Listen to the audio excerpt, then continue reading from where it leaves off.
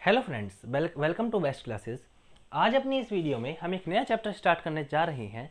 Class 11th का chapter हम पढ़ेंगे जिसका नाम है हमारा लिविंग वर्ड। लिविंग वर्ड के चैप्टर के बारे में हम डिस्कस करेंगे और जानेंगे क्या क्या इसकी इंपॉर्टेंट चीज़ है। इस चैप्टर को मैंने 3 भागों में बांटा है। पहले भाग में यानी इस पार्ट में हम डिस्कस करेंगे कि सबसे पहले लिविंग बींग्स की क्या करेक्टरिस्टिक होती हैं। एनसीईआरटी ने कुछ करेक्टरिस्टिक्स के बारे में हमसे बात करी है, उन करेक्टरिस्टिक्स के बारे में देखेंगे। तो चलिए ज़रा बिना किसी टाइम को वेस्ट किए हुए चीज़ों को स्टार्ट करते हैं। उससे पहले मैं आपसे कहना चाहता हूँ, अगर आप मेरे चैनल पर नए हैं तो चैनल को सब्सक्राइब कर लीजिए और साइड में जो बेल रिंग आइकन दिया गया है उसे प्रेस कर दीजिए। तो चलिए जानते हैं लिविंग वर्ल्ड क्या है। देखिए, लिविंग वर्ल्ड जानने से पहले आपको पता होना चाहिए कि भैया लिविंग ही क्या होता है। लिविंग का मतलब क्या होता है, आप किस तरीके से लिविंग को क्या कर सकते हो, डिफाइन कर सकते हो, किस तरीके से पर्टिकुलरली लिविंग को डिफाइन किया जा सकता है। अगर मैं एनसीईआरटी की बात करता हूँ, क्योंकि एनसीईआरटी हमारे लिए बहुत ज़रूरी है, मैं इसलिए एनसीईआरटी की कटिंग आपके लिए यहाँ पे लेके आया हूँ, क्योंकि एनसीईआरटी हमें समझना बहुत ज़्यादा ज़रूरी यहाँ पे हो जाता है। अगर मैं एनसीईआरटी की बात करता हूँ तो एनसीईआरटी देखिए क्या कहती है। एनसीईआरटी लिविंग को डिफाइन करने की कोशिश करती है कि कुछ ना कुछ एक करेक्टरिस्टिक्स होते हैं लिविंग बीइंग के। वी हैव सर्टेन करेक्टरिस्टिक, हम पे क्या है, कुछ करेक्टरिस्टिक है लिविंग बीइंग्स के। अगर वो करेक्टरिस्टिक क्या होते हैं, फुलफिल हो जाते हैं, तो वो पर्टिकुलर बीइंग क्या माना जाता है, लिविंग माना जाता है। हमें यहाँ पे 5 करेक्टरिस्टिक के बारे में डिस्कस करना है, 5 करेक्टरिस्टिक्स के बारे में हम जानेंगे। और सबसे पहले हम स्टार्ट करेंगे ग्रोथ से। देखिए, हम सबसे पहले जो यहाँ डिस्कस करने जा रहे हैं हम वो डिस्कस करेंगे ग्रोथ से। अगर ग्रोथ की बात की जाती है, अगर हम ग्रोथ की बात करते हैं तो ग्रोथ को लिविंग बीइंग का फर्स्ट करेक्टर माना जाता है। एनसीईआरटी इस बात को ही कहती है, देखिए एनसीईआरटी को साथ लेके चलेंगे बिल्कुल। एनसीईआरटी इस बात को ही कहती है यहाँ पे कि कहीं ना कहीं ऑल द लिविंग ऑर्गेनिज्म क्या कर रहे हैं, ग्रो करते हैं। सारे के सारे लिविंग ऑर्गेनिज्म की कैपेबिलिटी होती है ग्रो करने की। अब ग्रो का मतलब क्या है, what is mean by term growth. NCERT ने बहुत ब्यूटीफुल शब्द में ये बात कही है कि ग्रोथ का मतलब होता है हमारे सामने, ग्रोथ का मतलब हमारे सामने हैगा इंक्रीज इन मास। देखिए ये लिखा, increase in mass and increase in the number of the individuals are the twin characteristic of the growth. कहने का क्या मतलब है, मतलब कि अगर ये पर्टिकुलर इंडिविजुअल है, अगर ये पर्टिकुलर इंडिविजुअल है और अगर इसे ग्रोथ शो करनी है, इसे फिनोमिना शो करना है ग्रोथ का, तो ये हमारे सामने क्या करेगा, सबसे पहले तो इसका साइज इंक्रीज होगा। इंक्रीज क्या होगा, साइज इंक्रीज होगा। और इंक्रीज साइज के साथ साथ और क्या चीज यहाँ पे इंक्रीज होगी, और जो इंक्रीज होगा ये 2 भागों में, मतलब ये डिवाइड हो जाएगा, मतलब ये अपने आप को डिवाइड करेगा, यानी अपने आप को विभाजित करेगा। तो एनसीईआरटी इसी बात को कह रही है यहाँ पे कि देखिए, एनसीईआरटी ने इस बात को यहाँ पे कहा है कि all the living organism grow and increase in mass. ये देखिए, increase in mass and increase in the number of the individual are the twin characteristic of the particular growth. ये 2 कैरेक्टरिस्टिक मानी जाती हैं ग्रोथ की। लेकिन हमें यहाँ पे एक चीज समझनी पड़ेगी, हमें यहाँ पे क्या चीज समझनी पड़ेगी कि जो हमारे सामने हमें एक चीज यहाँ पे समझनी पड़ेगी कि लिविंग को हम यहीं से डिफाइन नहीं कर सकते, या ग्रोथ को हम यहीं से डिफाइन नहीं कर सकते। कुछ और पर्टिकुलर क्या है यहाँ पे, कुछ पर्टिकुलर चीज भी हमें यहाँ पे चीजों को जानना पड़ेगा। तो चलिए जरा देखते हैं। एनसीईआरटी बहुत ब्यूटीफुल शब्दों में एनसीईआरटी ने एक बात और यहाँ पे लिखी है, और एनसीईआरटी ने यहाँ पे क्या लिखा है कि कुछ पर्टिकुलर ऑर्गेनिज्म क्या है, कुछ पर्टिकुलर ऑर्गेनिज्म क्या है। देखिए यहाँ पे हम चीजों को समझेंगे। कुछ पर्टिकुलर ऑर्गेनिज्म सेल डिवीजन को शो करते हैं, सेल डिवीजन को शो करते हैं। और सेल डिवीजन क्या है, सेल डिवीजन का मतलब है क्या, कोशिका का विभाजन। मतलब पर्टिकुलरली हम इस तरीके से हम इसे कह सकते हैं कि एक पर्टिकुलर ऑर्गेनिज्म है, ये उसका सेल है, और ये आगे जाके 2 भागों में क्या हो जाता है, डिवाइड हो जाता है, 2 भागों में डिवाइड हो जाता है। अब ये सेल डिवीजन की जो प्रक्रिया होती है, ये भी क्या होती है, ये बहुत ही डिफ्रेंशिएट करती है। क्यों, क्योंकि अगर हम बात करते हैं प्लांट्स के बारे में, और हम बात करते हैं किसके बारे में, एनिमल्स के बारे में। देखिए प्लांट्स में क्या होता है, प्लांट्स में ग्रोथ क्या होती है, अनलिमिटेड होती है। मतलब जब तक प्लांट्स की लाइफ स्पैन रहेगी वो तब तक क्या करता रहता है, अपने आप में ग्रो करता रहता है। लेकिन अगर बात करते हैं हम एनिमल्स के बारे में, तो एनिमल्स के केस में क्या होता है, एनिमल्स के केस में ग्रोथ क्या रहती है, लिमिटेड रहती है। मतलब आप ये नहीं कह सकते कि सपोज कीजिए आपने क्या करा, किसी जो है फिंगर कट गई और उसकी दोबारा फिंगर नहीं उग सकती, मतलब कहीं ना कहीं ग्रोथ लिमिटेड है। लेकिन प्लांट्स में अगर उसकी पत्ती हट जाती है वहाँ से, अगर उसकी पत्ती वहाँ से हट जाती है तो वहाँ पे नई पत्ती ग्रो हो जाती है, या आप उसकी स्टेम तोड़ दोगे तो वहाँ पे एक नई स्टेम अपने आप ग्रो हो जाती है। तो इस तरीके से हम ये बात कह सकते हैं कि पर्टिकुलरली ग्रोथ प्लांट्स में जो होती है वो अनलिमिटेड होती है। वहीं अगर एनिमल्स की बात करें तो ग्रोथ क्या है, पर्टिकुलरली लिमिटेड होती है। और अगर यही बात मैं एनसीईआरटी में आपको बताने की कोशिश करूं, अगर हम एनसीईआरटी में बात देखने की कोशिश करते हैं तो एनसीईआरटी ने भी ये बात यहाँ पे क्या रखी है, देखिए ये लिख रखा है यहाँ पे एनसीईआरटी ने, यहाँ पे साफ साफ इस बात को कहा गया है कि in plant the by cell division the grow occur throughout their life span. पूरे लाइफ स्पैन में क्या होती रहती है, ग्रोथ होती रहती है। पूरे लाइफ स्पैन में क्या होती है, ग्रोथ होती है। मैं जरा इसे और बड़ा कर लेता हूँ, अब चीज़ें और अच्छी तरीके समझ में आएंगी। देखिए, और यहाँ पे एक चीज़ और यहाँ पे लिखी गई है यहाँ पे, और अगर एनिमल्स की बात की जाती है तो this growth is seen up to a certain age, कुछ सर्टेन एज तक ये ग्रोथ देखने को मिलती है। मतलब कहीं ना कहीं हमारे सामने प्लांट्स और एनिमल्स के बीच में क्या आ चुका है, अब डिफरेंस आ चुका है। और क्या डिफरेंस आ चुका है, प्लांट्स में डिफरेंस आ गया कि इसकी ग्रोथ जो है वो अनलिमिटेड है, और अगर बात करी जाती है एनिमल्स के बारे में तो इसकी ग्रोथ क्या है, लिमिटेड है। इसकी ग्रोथ क्या है, लिमिटेड है। ये क्या आ गया, दोनों में डिफरेंस आ चुका है। ठीक है, अब और अगर हम चीज़ों को आगे जानने की कोशिश करते हैं, लेकिन उससे पहले हमें एक चीज़ बहुत अच्छी तरीके से जाननी पड़ेगी। यहाँ पे हमें just give me a minute, हमें यहाँ पे बहुत अच्छी तरीके से चीज़ों को जरा एक चीज़ों को समझना पड़ेगा कि यहाँ पे बहुत अच्छी चीज़ ये दी गई है कि कहीं ना कहीं नॉन लिविंग ऑर्गेनिज्म भी क्या करते हैं, ग्रो करते हैं। कहीं ना कहीं नॉन लिविंग ऑर्गेनिज्म भी क्या करते हैं, ग्रो करते हैं। अब कैसे, देखिए अगर मैं बात करता हूँ किसी पर्टिकुलर माउंटेन की, अगर हम क्या करते हैं, बात करते हैं। अब ये माउंटेन क्या है, पहले आपको इतना छोटा ही दिख रहा है, लेकिन कुछ समय बाद इस पर क्या हो रही है, चीज़ों का डिपोजिशन हो रहा है, पार्टिकल्स का डिपोजिशन इस पर हो रहा है, और इसकी ग्रोथ क्या हो गई, कुछ इतनी बड़ी हो गई। मतलब इतना छोटा सा माउंटेन इतना बड़ा हो चुका है। मतलब इसका क्या बढ़ चुका, साइज बढ़ चुका है। इसका क्या बढ़ चुका है, साइज बढ़ चुका है। और अगर आपने यहाँ पे देखा हो, अगर हमने एनसीईआरटी में पढ़ा था तो यहाँ पे साफ साफ लिखा गया था, यहाँ पे साफ साफ इस बात को लिख रखा है कि देखिए यहाँ पे लिख रखा है इंक्रीज इन मास। और हम यहाँ पे हमने देखा कि यहाँ पे भी तो क्या बड़ा है, इसका मास ही तो बड़ा है, इसका साइज ही तो बड़ा, मतलब मास ही तो बड़ा है इसका। तो कहीं ना कहीं नॉन लिविंग बीइंग भी क्या दिखा रहा है, इस कैरेक्टरिस्टिक को शो कर रहा है। साथ ही साथ हम इस बात को भी कह सकते हैं कि increase in number of individuals भी एक दूसरी कैरेक्टरिस्टिक थी ग्रोथ की। अभी हमने इस चीज को यहाँ देखा था कि कहीं ना कहीं इंक्रीज इन ग्रोथ, यहाँ पे अगर हम देखें इस बात को तो यहाँ पे ये बात लिख रखी है बहुत ईजी तरीके से कि increase in the number of individuals are the twin characteristic of the growth. और अगर मैं बात करता हूँ इसको मैं कैसे प्रूव कर सकता हूँ, सपोज कीजिए आपने कोई स्टोन लिया, ये आपने क्या लिया, स्टोन लिया, और इस पर्टिकुलर स्टोन को क्या करा, आपने कहीं फेंक के मारा, मतलब किसी दीवार में आपने से फेंक के मारा, तो ये स्टोन क्या होगा, दो भागों में बट गया, दो भागों में बट चुका है। तो मतलब ये भी तो ये नंबर में इंक्रीज हुआ, पहले ये स्टोन एक था और अब ये क्या हो चुके हैं, दो हो चुके हैं। तो कहीं ना कहीं अगर इस कैरेक्टरिस्टिक की बात करी जाती है कि इंक्रीज इन ग्रोथ, ये जो कैरेक्टरिस्टिक की बात जो यहाँ पे करी जाती है कि increase in number and increase in the mass is a twin characteristic of the growth. और ग्रोथ तो कहीं ना कहीं नॉन लिविंग भी क्या कर रहे हैं, शो कर रहे हैं। कहीं ना कहीं नॉन लिविंग भी इस चीज को क्या कर रहे हैं, शो कर रहे हैं। अब आपको एक चीज यहाँ पे समझनी पड़ेगी, जब भी कोई ऐसी कैरेक्टरिस्टिक आती है, जहाँ पे लिविंग भी उस कैरेक्टरिस्टिक को शो करें और नॉन लिविंग भी उस कैरेक्टरिस्टिक को शो करें, तो हम उसे क्या कहते हैं, नॉन डेफिनिट कैरेक्टरिस्टिक। मतलब ये पक्की कैरेक्टरिस्टिक नहीं है, ये नॉन डिफाइंड कैरेक्टर है, नॉन डेफिनिट कैरेक्टर हम इसे कहते हैं। और ये मैं आपको अपने आप से नहीं कह रहा, ये देखिए एनसीईआरटी अगर आप देखोगे तो एनसीईआरटी में चीज ये बोल रखी है, तभी हम उस चीज को समझने की यहाँ से क्या कर रहे हैं, कोशिश कर रहे हैं। हम जरा चीजों को समझते हैं कि कहाँ हमें चीज दे रखी है। यहाँ पे शायद वो जो पेज था शायद वो गायब हो चुका है। मैं just give me a minute, हम उसे चेक कर लेते हैं, है कहाँ पे वो, just give me a minute. लेकिन यहाँ से शायद वो पेज जा चुका है, लेकिन हम ये चीज़ समझ चुके हैं, ये चीज़ एनसीईआरटी में साफ साफ दे रखी है। अगर आप एनसीईआरटी को देखोगे कि इंक्रीज इन मास और इंक्रीज इन नंबर, पहली बात तो हमने ये पढ़ी क्या है, पर्टिकुलर कैरेक्टरिस्टिक है, और वहाँ पे इस चीज़ को दे रखा है कि जो पर्टिकुलरली जो ग्रोथ है वो कहीं ना कहीं नॉन डेफिनिट कैरेक्टर है। क्यों, क्योंकि उसे लिविंग भी शो कर रही हैं और कहीं ना कहीं उसे नॉन लिविंग भी क्या कर रहे हैं, शो कर रहे हैं। वहाँ पे भी इस चीज़ का एग्जाम्पल ले रखा है माउंटेन्स का, वहाँ पे जाके इस चीज़ को देख सकते हो।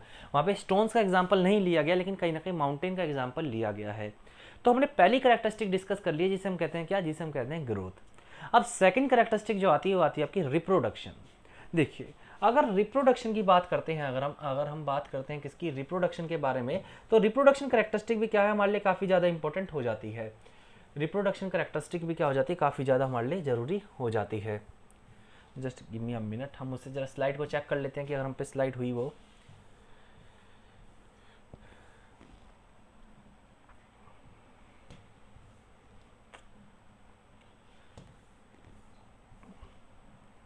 स्लाइड शायद वो यहाँ पे, ठीक है, हम जरा वो डिस्कस कर लेते हैं अपने सेकंड कैरेक्टर को, जिसका नाम हमारा क्या था, रिप्रोडक्शन। देखिए अगर रिप्रोडक्शन की बात की जाती है तो रिप्रोडक्शन क्या है, देखिए चलिए ज़रा मैं उसे इंपोर्ट कर लेता हूँ, क्योंकि एनसीईआरटी से पढ़ना बहुत ज़्यादा ज़रूरी है हमारे लिए। एनसीईआरटी क्योंकि हमारे लिए काफ़ी इंपॉर्टेंट रोल प्ले करेगी इस चीज़ को समझने के लिए, इसलिए मैंने इसको यहाँ पे इंपोर्ट कर लिया है। और आप मुझे बस 2 मिनट दीजिए, ये चीज़ पूरी इंपोर्ट यहाँ पे हो जाएगी। एनसीईआरटी से पढ़ेंगे तो चीज़ें अपने आप काफ़ी क्लियर हमारे हो जाएगी। देखिए ये वाला पेज था वो जो मैं आपको समझाना चाह रहा था, और यहाँ पे ये चीज़ लिख रखी है, देखिए यहाँ पे इस चीज़ को लिख रखा है साफ साफ कि ये देखिए यहाँ पे हम इस चीज़ को समझ सकते हैं कि non living being object also grow if increase in body mass take as a criteria for the growth. और यहाँ पे किसका एग्जांपल दिया गया है, देखिए एग्जांपल किसका लिया गया है, यहाँ पे एग्जांपल लिया गया है यहाँ पे माउंटेन्स का। ये देखिए माउंटेन्स का कहीं ना कहीं यहाँ पे क्या लिया गया, एग्जाम्पल लिया गया है। और यहाँ पे फिर ये भी लिख रखा, growth therefore can not be taken as a definite character of the living beings. इसे डेफिनेट कैरेक्टर नहीं कहा जा सकता लिविंग बींग का, या हम ये कह सकते हैं ये क्या है, नॉन डेफिनेट कैरेक्टर है। क्या है, एक तरीके का नॉन डिफाइंड कैरेक्टर यानी नॉन डेफिनेट कैरेक्टर है। यही चीज मैं आपको क्या समझाना चाह रहा था। अब सेकंड कैरेक्टर जो है वो है रिप्रोडक्शन। अब हम पढ़ेंगे रिप्रोडक्शन के बारे में। अगर रिप्रोडक्शन की बात की जाती है तो रिप्रोडक्शन क्या है और एनसीईआरटी से किस तरीके से डिफाइन करने की जरा कोशिश करती है। देखिए अगर रिप्रोडक्शन की बात करता हूं तो हमें रिप्रोडक्शन को पता है कि फॉर्मेशन और production of the offspring is known as the reproduction. ये बात हमें पता है कि प्रोडक्शन, ये डेफिनेशन आपके काम आ सकती है, of offspring is known as the what, is known as the particular reproduction. और रिप्रोडक्शन भी 2 तरीके के होते हैं लेकिन हमें उसमें नहीं जाना। अब रिप्रोडक्शन को हमें यह जानना है कि पर्टिकुलरली क्या नॉन लिविंग बीइंग भी रिप्रोडक्शन को शो करती है, क्या कोई नॉन लिविंग बीइंग भी रिप्रोडक्शन को शो करती है। एक्चुअली में ऐसा नहीं है, ऐसा नहीं है कि कोई particular non living being reproduction को शो करेगी। लेकिन होता क्या है, एनसीईआरटी ने बड़े कॉम्प्लेक्स तरीके से इस बात को समझाया है। होता क्या है, अगर आप देखोगे म्यूल्स को, म्यूल्स एक तरीके से हम उसे हिंदी में खच्चर कहते हैं, यस उसे खच्चर कहा जाता है। और अगर आप म्यूल्स को देखोगे तो ये क्या है, म्यूल्स नॉन फर्टाइल होते हैं, मतलब ये रिप्रोड्यूस नहीं कर सकते। ये क्या होते हैं, नॉन फर्टाइल होते हैं। अब अगर कोई particular living being non fertile है यानी वो रिप्रोड्यूस नहीं कर सकता, तो कहीं ना कहीं रिप्रोडक्शन एक तरीके का लिविंग बीइंग का डेफिनेट कैरेक्टर नहीं है। क्यों, क्योंकि इसमें लिविंग बींग्स पर्टिकुलरली इसे इस कैरेक्टर को शो नहीं कर पा रहे। पर्टिकुलरली जो एक तरीके का रिप्रोडक्शन है उसे जो पर्टिकुलरली लिविंग बींग्स हैं उसे पूरी तरीके से शो नहीं कर पा रहे। मतलब यहाँ पे 100% लिविंग बींग इस चीज को शो नहीं कर रहे, इस चीज को शो नहीं कर रहे, इसलिए रिप्रोडक्शन भी कहीं ना कहीं नॉन डेफिनेट कैरेक्टर माना जाता है। चलिए एनसीईआरटी देखते हैं तो चीज़ें आप और अच्छी तरीके से अंडरस्टैंड कर जाओगे। ये एनसीईआरटी की आपको कटिंग यहाँ पे दे रखी है और देखिए एनसीईआरटी अब यहाँ पे क्या कहती है। एनसीईआरटी यहाँ पे कहती है, देखिए reproduction likewise is the character of the living being, ये बात मैं भी आपको बता चुका हूँ। In multi cellular organism reproduction refer to the production of the progeny processing feature more or less similar to that of the parents. अब यहाँ पे एक फंगी का एग्जाम्पल ले रखा है, फंगाई का एग्जाम्पल दे रखा है कि ये कैसे रिप्रोड्यूस करती है, एसेक्सुअल स्पोर द्वारा इसका रिप्रोडक्शन होता है। ये इंपॉर्टेंट लाइन्स है क्योंकि ये इससे क्वेश्चन बहुत ज़्यादा बनते हैं। फंगाई की बात करी गई है, फंगाई कैसे रिप्रोड्यूस कर रहा है, by the production of the spores से, स्पोर्स से रिप्रोड्यूस कर रहा है। आपका चैप्टर नंबर 3 यहाँ पे बहुत इंपॉर्टेंट है, जहाँ पे फंगाई के बारे में पूरा समझाया गया है हमारे पास में। दूसरा में दे रखा है लोअर ऑर्गेनिज्म, जैसे ईस्ट और हाइड्रा हो गया, हमें बडिंग ऑब्जर्व होती है, या प्लेनेरिया हो गया जैसे हम फ्लैट वर्म कहते हैं, हमें ट्रू रीजनरेशन मिलता है। अब देखिए यहाँ पे क्या लिख रखा है, यहाँ पे एक चीज लिख रखी है, we have already defined the growth are equivalent to increase in cell number of mass. Okay, अब देखिए यहाँ पे एक चीज आपको क्या समझनी है। देखिए यहाँ पे further there are many organism which do not reproduce, कई सारे ऑर्गेनिज्म ऐसे हैं जो रिप्रोड्यूस नहीं कर सकते। फॉर एग्जाम्पल के तौर पर म्यूल्स, अभी मैंने म्यूल्स का एग्जाम्पल लिया था जिसे हम खच्चर कहते हैं, या स्टेराइल वर्कर बीज हो गया, यानी जो हनी बीज होती हैं उसमें क्लास होती है जिसमें स्टेराइल वर्कर कहते हैं, वो भी रिप्रोड्यूस नहीं कर सकती। या इनफर्टाइल ह्यूमन कपल्स हो गए, ये भी क्या नहीं कर सकते, रिप्रोड्यूस नहीं कर सकते। इसलिए कहीं ना कहीं जो रिप्रोडक्शन है वो भी क्या है, वो भी एक नॉन डेफिनिट करेक्टर है। मतलब एक रिप्रोडक्शन भी नॉन डेफिनिट करेक्टर माना जाएगा लिविंग बींग्स का। तो हमने अभी तक क्या डिस्कस करा, हमने दो करेक्टर डिस्कस करे हैं अभी तक। पहला डिस्कस करा हमने ग्रोथ। देखिए मैं बहुत धीरे चीज़ों को लेकर चल रहा हूँ कि चीज़ें आपको समझ में आ जाएं। और दूसरा जो करेक्टर हमने डिस्कस करा वो क्या करा है, वो करा हमने रिप्रोडक्शन। देखिए अगर बात की जाती है ग्रोथ के बारे में, तो ग्रोथ के बारे में हम ये चीज़ समझ चुके हैं कि ग्रोथ क्या है, एक तरीका क्या माना जाएगा, ये एक तरीका नॉन डेफिनिट करेक्टर है। क्या है, नॉन डेफिनिट करेक्टर। और वहीं अगर बात करें किसकी, रिप्रोडक्शन की, तो रिप्रोडक्शन भी क्या है, नॉन डेफिनिट करेक्टर माना जाएगा। ये दो करेक्टर हम डिस्कस कर चुके हैं। अब आगे के जो करेक्टर आएंगे दैट इज मेटाबॉलिज्म हो गया आपका, यानी सेलुलर ऑर्गेनाइजेशन हो गया, या कॉन्शियसनेस हो गया। ये दो करेक्टर और जानते हैं, और ये बिल्कुल इससे बिल्कुल डिफरेंट है, मतलब इसके बिल्कुल अपोजिट है। कैसे अपोजिट है, जरा चीज़ों को समझने की कोशिश जरा करते हैं। एनसीईआरटी भी इस चीज़ को साफ साफ कहती है कि कहीं ना कहीं जो करेक्टर जो हम पढ़ेंगे अब, वो बिल्कुल क्या माने जाते हैं, अपोजिट माने जाते हैं। देखिए तीसरा करेक्टर जो आपके पास आता है वो आता है आपका मेटाबॉलिज्म। मेटाबॉलिज्म क्या है, तीसरा करेक्टर माना जाता है। What is mean by metabolism. देखिए एनसीईआरटी से ही चीज़ों को समझेंगे तो चीज़ें में बहुत ज़्यादा क्लियर हो जाएंगी। देखिए ऑल लिविंग ऑर्गेनिज्म, यहाँ पे एनसीईआरटी ने साफ साफ इस बात को कहा है कि all living organism are made of the chemicals. सारे के सारे लिविंग ऑर्गेनिज्म केमिकल के बने हुए हैं। एग्जाम्पल के तौर पे हम फूड को क्या करते हैं, इनटेक करते हैं। फूड का क्या होता है, डाइजेशन होता है, मतलब हम फूड को पचाते हैं, और इस फूड को डाइजेशन के लिए कुछ केमिकल्स की ज़रूरत पड़ती है, जैसे कि HCl हो गया। तो कहीं ना कहीं केमिकल्स का इस्तेमाल तो हो रहा है, कहीं ना कहीं केमिकल्स का इस्तेमाल तो बॉडी में हो रहा है।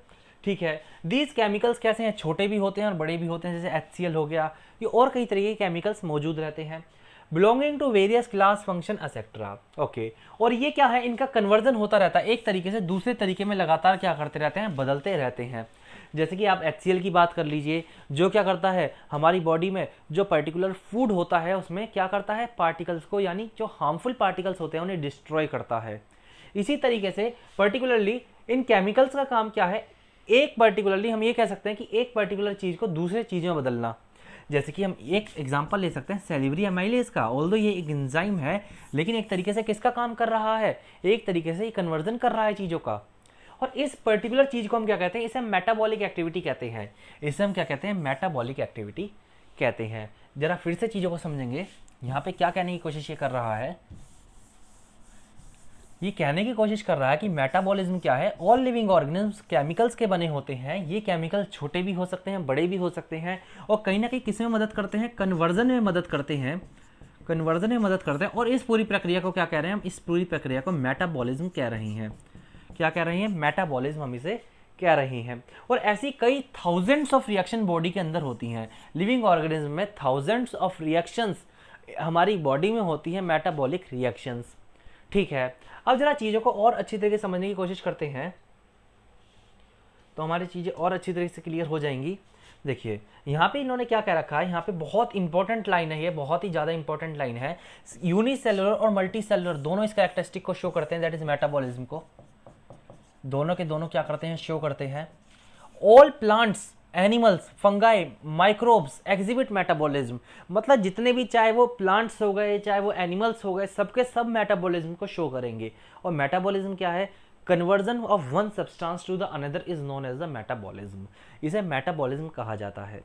अब आप मुझे ये बता सकते हैं कि कोई non living being metabolism show कर सकता है? एक्चुअली में नहीं, क्योंकि मेटाबॉलिज्म को होने के लिए एक चीज़ की जरूरत पड़ती है जिसे हम सेल कहते हैं, या सेलुलर ऑर्गेनाइजेशन की जरूरत पड़ती है। सेलुलर ऑर्गेनाइजेशन की क्या पड़ती है, जरूरत पड़ती है। और सेल अगर जहाँ मौजूद होंगे वो क्या कहलाया जाता है, लिविंग कहलाया जाता है। वो क्या कहलाया जाता है, लिविंग कहलाया जाता है। और एनसीईआरटी भी ये कहती है कि non living object exhibit metabolism. कोई भी ऐसा नॉन लिविंग ऐसा नहीं है जिससे मेटाबॉलिज्म होता है। आप कहीं भी अपने आसपास सराउंडिंग में देख सकते हैं, कोई भी ऐसा नॉन लिविंग नहीं होता जहाँ पे मेटाबॉलिज्म हो। ठीक है, इसलिए मेटाबॉलिज्म क्या है, एक डेफिनेट करैक्टर माना जाता है लिविंग बीइंग्स का। लेकिन एनसीईआरटी ने एक चीज और इंपॉर्टेंट हमें कही है, an isolated metabolic reaction outside the body of the organism perform in a test tube is neither living और नॉन लिविंग। अगर आप कोई रिएक्शन, अगर सपोज कीजिए मैं यहाँ पे क्या करता हूँ, मैंने क्या करा, मैंने यहाँ पे HCl लिया और मैं उसे क्या कर रहा हूँ, बॉडी के बाहर क्या कर रहा हूँ, रिएक्ट कर रहा हूँ। ये रिएक्शन जो मानी जाएगी, ये रिएक्शन जो है, ये रिएक्शन मानी जाएगी लिविंग रिएक्शन, लिविंग। लेकिन जिस चीज में ये रिएक्शन हो रही है वो लिविंग थिंग नहीं है, यानी जो यहाँ पे टेस्ट ट्यूब जिसका इस्तेमाल मैं कर रहा हूँ वो लिविंग नहीं है, वो लिविंग नहीं है। और एनसीईआरटी भी इस बात को क्या करती है, समझाने की कोशिश करती है कि जिस चीज में आप रिएक्शन कर रहे हो वो मेटाबॉलिज्म जो है वो लिविंग नहीं होती। ठीक है, मैं उम्मीद कर रहा हूँ कि चीज़ें अब आप अच्छी तरीके से समझ पा रहे होंगे। इसलिए cellular organisation of the body is definite characteristic of the living being. अब ये सेलुलर ऑर्गेनाइजेशन क्यों बोला गया है, क्योंकि मैंने अभी आपको बताया कि सेल कहीं ना कहीं मेटाबॉलिज्म में मदद करते हैं, इसलिए जहां सेल होगा वहीं मेटाबॉलिज्म होगा। तो कहीं ना कहीं सेलुलर ऑर्गेनाइजेशन क्या माना जा रहा है, डेफिनेट कैरेक्टर माना जा रहा है एक पर्टिकुलर लिविंग बीइंग के अंदर। तो हमने 3 कैरेक्टर अभी तक डिस्कस करे, पहला ग्रोथ, दूसरा reproduction, third is the metabolism and the last character जो है वो हमारा है कॉन्शियसनेस। देखिए कॉन्शियसनेस की अगर बात की जाती है तो कॉन्शियसनेस भी कहीं ना कहीं डेफिनेट कैरेक्टर माना जाता है। क्यों? क्योंकि अगर आप किसी पर्टिकुलरली माउंटेन को जाके टच करोगे तो आपको कॉन्शियसनेस नहीं दिखाएगा, लेकिन आप किसी पर्टिकुलरली एनिमल को जाके टच करोगे तो मे बी वो कॉन्शियसनेस दिखाएगा, वो भी रिएक्ट करेगा। और एनसीईआरटी भी इस बात को कहती है कि कॉन्शियसनेस भी क्या है, डेफिनेट फीचर है पर्टिकुलरली लिविंग बींग्स का। एक क्या है, डेफिनेट फीचर है पर्टिकुलर लिविंग बींग्स का। और यहाँ पे क्या दे रखे हैं, हमें यहाँ पे एग्जांपल हमें यहाँ पे दे भी रखे हैं कई सारे एग्जांपल, जैसे कि हमें लाइट वाटर का हम सेंसेशन कर लेते हैं, प्रोकैरियोट्स भी कहीं ना कहीं सेंसेशन कर लेते हैं, प्लांट्स फोटो पीरियड के फॉर्म में सेंसेशन कर लेते हैं। तो ये कुछ ना कुछ एग्जाम्पल्स हमें दिए गए हैं। तो हम अभी तक क्या क्या पढ़ चुके हैं, चलिए जरा समराइज कर लेते हैं चीज़ों को। हम सबसे पहले पढ़ चुके हैं ग्रोथ क्या है, ग्रोथ क्या होती है। दूसरा हमने पढ़ा रिप्रोडक्शन क्या है और रिप्रोडक्शन क्या कैरेक्टरिस्टिक है या नहीं है। तीसरा हमने पढ़ा कि मेटाबॉलिज्म क्या है, मेटाबॉलिज्म क्या है। और फोर्थ जो हमने पढ़ा, दैट इज लास्ट, इज हमने क्या पढ़ा, कॉन्शियसनेस। अब इसमें से डेफिनेट कैरेक्टर कौन कौन सा है, क्या आप मुझे बता सकते हैं? अगर डेफिनेट कैरेक्टर की बात करते हैं यहाँ पे, तो डेफिनेट कैरेक्टर क्या है, ये दोनों क्या है, डेफिनेट है, मतलब ये खाली लिविंग बीइंग ही शो करते हैं। और ये नॉन डेफिनिट है, क्योंकि ग्रोथ क्या है, नॉन लिविंग भी शो करता है। और जो रिप्रोडक्शन है वो खाली वो जो है पर्टिकुलरली वो क्या हम ये कह सकते हैं कि जो ग्रोथ है वो हम ये कह सकते हैं कि जो रिप्रोडक्शन है वो नॉन लिविंग तो शो नहीं करता, लेकिन लिविंग भी पूरी तरीके से शो नहीं करता, जैसे कि म्यूल्स हो गया। तो हमने यहाँ पे 4 कैरेक्टरिस्टिक पढ़े पर्टिकुलरली एक लिविंग बीइंग्स के। नेक्स्ट वीडियो में हम जानेंगे, हम इस चीज़ों को आगे लेके चलेंगे। अभी हमारी काफ़ी चीज़ रह रही है, चाहे वो टैक्सोनॉमिक हायरार्की हो गई है या हमारी जो चीज़ रह रही है वो बाइनोमियल नोमेनक्लेचर रह रहा है, ये चीज़ें हमारी रह रही हैं। तो मैं उम्मीद करता हूँ कि चीज़ें अब आप अच्छी तरीके से अंडरस्टैंड कर चुके होंगे। अगर आपको मेरी वीडियो पसंद आई हो तो आप मेरे चैनल को सब्सक्राइब करें और इस वीडियो को लाइक करें। Thank you.